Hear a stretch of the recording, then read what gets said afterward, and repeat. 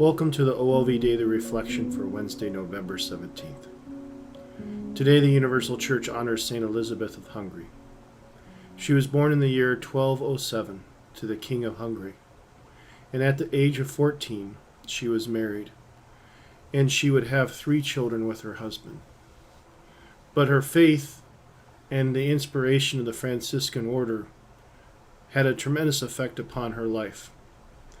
So she, though married and also of royalty, lived a life of prayer, sacrifice, and service to the poor and sick. Seeking to become one with the poor, she wore simple clothing. Daily she would take bread to hundreds of the poorest in the land who came to her gate. After 6 years of marriage, her husband died in the Crusades, and St. Elizabeth was grief-stricken, but her faith and her desire to serve others still was her priority. And in light of her husband's death, his family looked upon her as squandering the royal purse for their activity of ministry. So they mistreated her and finally kicked her out of the palace. But when her husband's allies returned from the Crusades, she was reinstated to her position in the royal court, and her son became the legal heir to the throne. In the year 1228, Elizabeth joined the secular Franciscan order and spent the remaining few years of her life caring for the poor in a hospital which she founded in honor of St. Francis of Assisi. She died before her 21st birthday in the year 1231. The Gospel reading chosen by the Church in honor of St. Elizabeth comes to us from the 6th chapter of St. Luke's Gospel.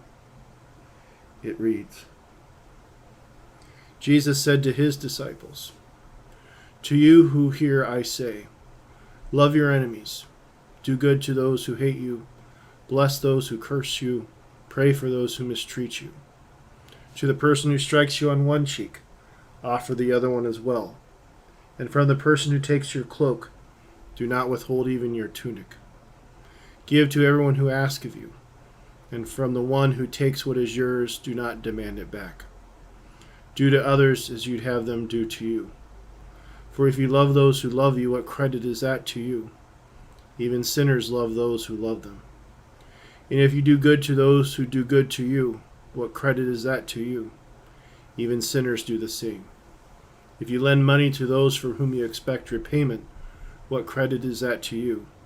Even sinners lend to sinners and get the same amount. But rather, love your enemies and do good to them, and lending expecting nothing back. Then your reward will be great, and you will be children of the Most High, for he himself is kind to the ungrateful and the wicked. Be merciful, just as your Father is merciful. Stop judging, and you will not be judged. Stop condemning, and you will not be condemned. Forgive, and you will be forgiven. Give, and gifts will be given to you. A good measure, packed together, shaken down, and overflowing will be poured into your lap. For the measure with which you measure will be returned and measured out to you.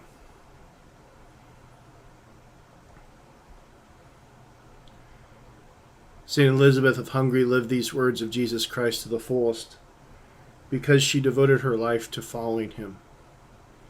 And thus her life was completely selfless, and she was able to focus on the needs of others and upon her service to the Lord. Now we know that her life could have been very different.